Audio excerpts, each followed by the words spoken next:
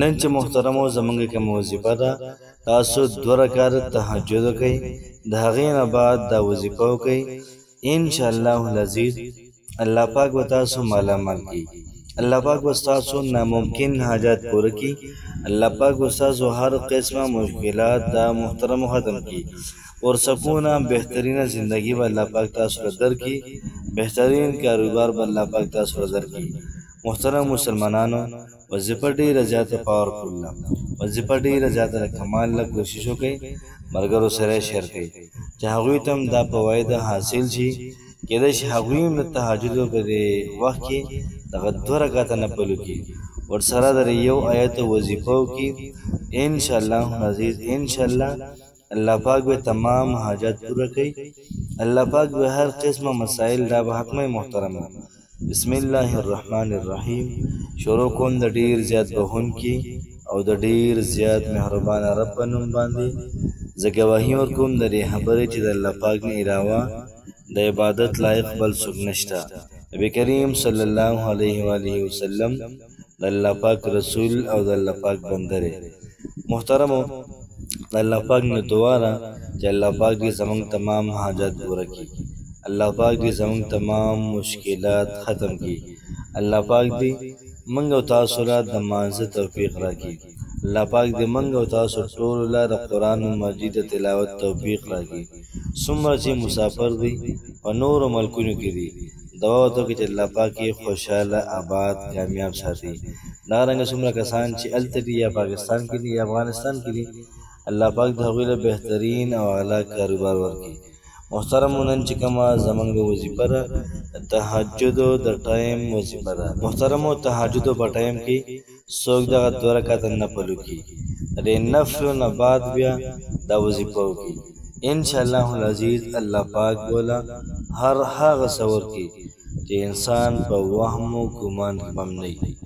الله پاک بولا هر هغه څه ورکړي چې انسان یې غواړي الله پاک علیم بذات الصدور دی د زړونو په حالونو باندې پوهه دی تاسو کوم څه د الله پاک نه غواړئ انشاءالله العزیز الله پاک به تاسو ته درکوي یاد ساتئ محترمو زموږ او ستاسو رب ډېر زیات مهربان دی زموږ او ستاسو رب ډېر زیات رحیم دی ډېر زیات کریم دی ډېر زیات انسانانو ته محترمو دعاګانې قبلوي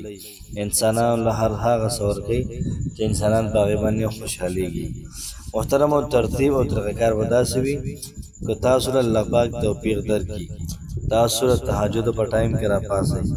راپاڅېدلی تاسو به 2 رکعاته نفل وکړئ 2 رکعاته نفل هم مزیدار اعلی په خشوع خضوع سره کله 2 رکعاته نفل برابر شو بیا به د هغې نه بعد تاسو په خپل ځای باندې کښېنئ یو شپېرې به درود ابراهیم ووایئ د مانځه کوم درود شریف دی دا به ووایئ ورپسې محترمو تاسو به 314 شپېرې ایاک نعبد و ایاک نستعین ایاک نعبد یا الله پاک موږ خاص تا لپاره بندګي کوو ایاک نستعین او خاص تا نه موږ امداد غواړو و ایاک نستعین او خاص تا نه موږ امداد غواړو نو موږ به امداد د الله پاک نه غواړو یا الله پاکه رزق تنګسیا ده بس زما مدد وکړي دا رزق ماله سیوا یا که څوک د رشتې لپاره دعا کوي دقه شان دعا وکړي چې الله پاکه موږ ته د رشتې ضرورت دی په ښځه کې رشته راکړي نو دغه رنګې محترمو د رشتې حوالې سره دغه رنګې د محبت حوالې سره ایاک نعبد و ایاک نستعین الله پاک ستا لپاره موږ بندګي کوو او ته زموږ امداد وکړي دې محبت له دوام ورکړي دغه رنګې محترمو نوکرۍ حوالې سره ایاک نعبد و ایاک نستعین الله پاکه زه سوالګر یم یا الله پاکه بېوسه یم زما امداد وکړي انشاءالله الله پاک به لازمن ستا امداد کوي 314 شپېرې ایاک نعبد و ایاک نستعین دا ویل دي محترمو